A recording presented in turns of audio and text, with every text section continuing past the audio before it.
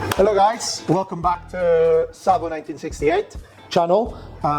Today I'm going to show you how to make the best New York style pizza.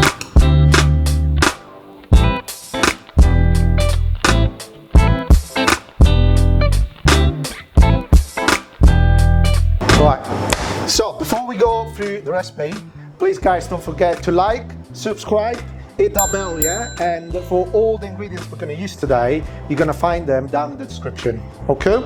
So, New York style, we have all the ingredients ready here.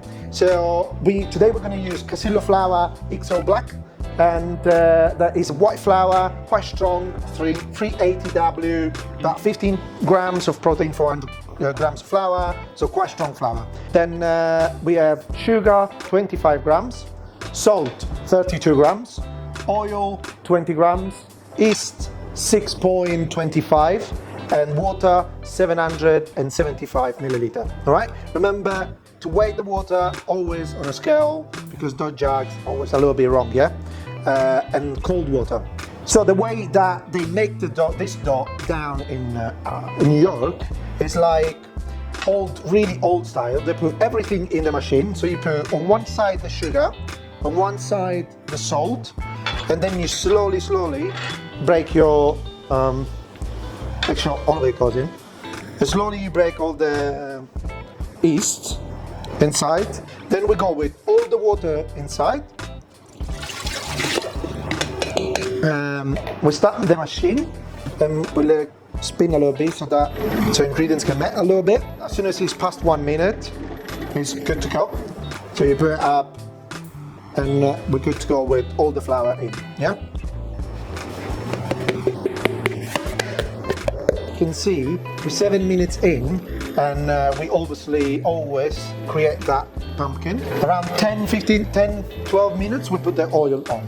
So Evo 6 is doing his job. If anyone wants to get one, you're going to find a link down in the description. Plus, for all the ingredients that we use today, you can obviously find them on Salvo 1968 website. 12 minutes in, we're going with the oil. As you see, when you put the oil, the structure of the dough opens up, but because it's quite a strong dough, it's going to get back together quite quick. You're going to notice the difference, how it's going to happen now. We are 15 minutes in. As you can see, the pumpkin is perfect. Really well incorporate everything. The dough looks amazing. Temperature, quite good too, 22 degrees. That's where we want to stop. You can see that there's a good structure. So dough is like this. When it gets thin, it doesn't break. That means that it's ready. The size of the doughs for a New York style usually are around, for 22 inches, they are around 650 grams. That obviously, if you make that at home, then you want to go down about, let's say, 400 grams, so that you can open up nicely and have a nice thin and crispy pizza in the end. So dough is out. You rest it about 3-4 minutes, not much. And what we're going to do, we're going to cut them and put them in a container with some oil. This is how they do it in New York, in USA. They use this method where they cut the dough balls, they close the dough balls, and around the tin they use metal tin. But then you can put one on top of each other, and they put oil all the way around in, so that the dough doesn't stick. Today we're going to do 650 grams.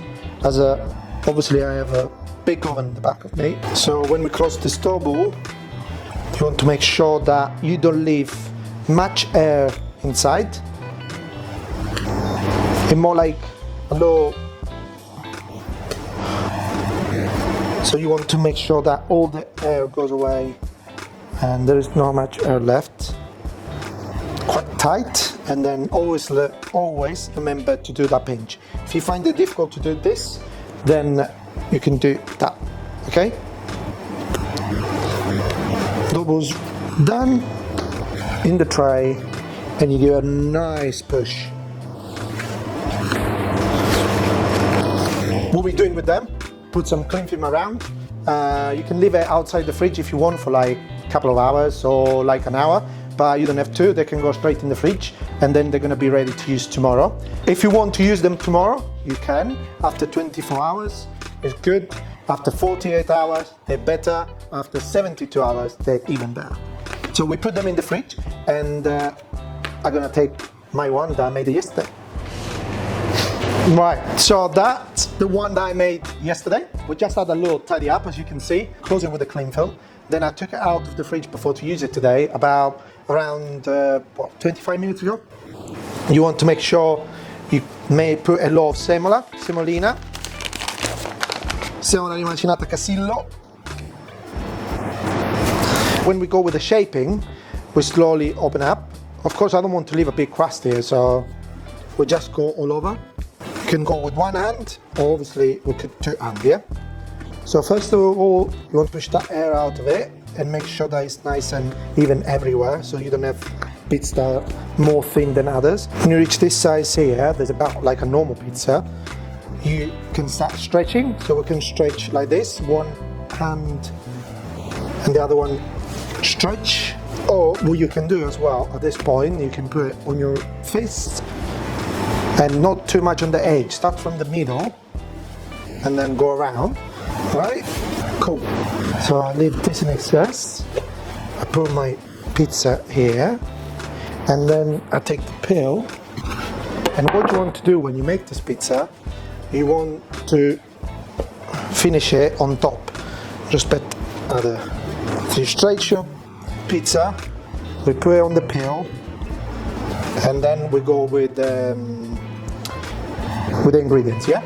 So what we have here is a tomato sauce from Greci, Pronto Fresco, that has all the goods in it already. A lot of people, when they make New York style, they like to use tomato sauce with passata, with garlic or onion powder, oregano, black pepper, salt and oil.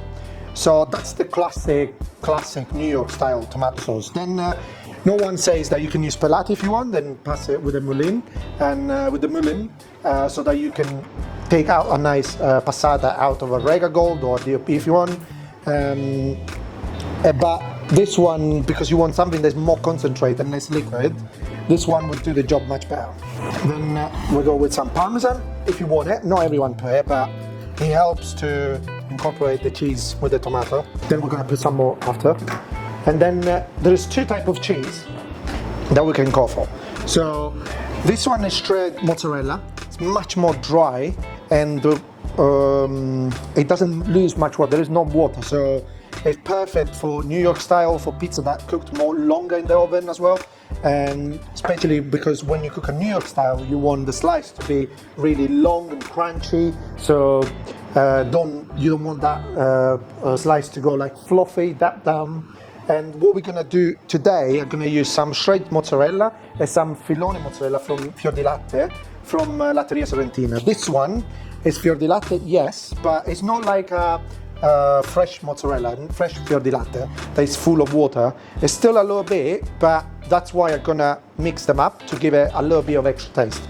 If you want, you can use just straight mozzarella, that's no problem, if you don't want to have it done. So now that it's done, we'll try to open it a little bit more so that we have the right size, okay? And then we'll go in the oven.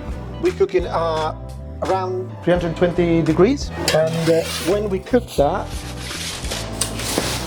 you want to always remember to check the bottom. The pizza should take around 3 to 4 minutes, and you want one of those so that at the middle, when you are halfway through the cooking process, you can put it on the bottom so it doesn't get burned and you get a nice color.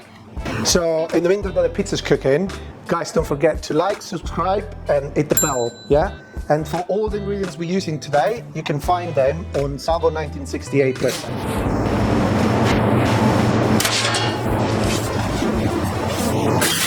Right, so now that we take the pizza out, you can see that it's quite nice and crunchy. Nice and crunchy, yeah?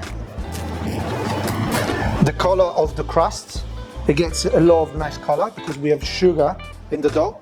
That's what you want. And when you take this kind of pizza out of the oven, you want to put them on a metal rack or something like this, so that the humidity is not gonna make your base soggy straight away, and the crispiness is gonna stay there. All right.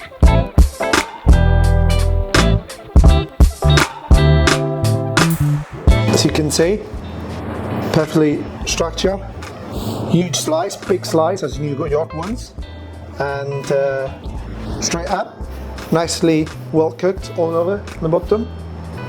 Yeah, and what to say? It's all about the taste, isn't it? Crunchy, amazing. Whew. Well, from Salvo 1968 today is all, and I hope you liked the video. And for now it's all. I'll see you next time. Ciao.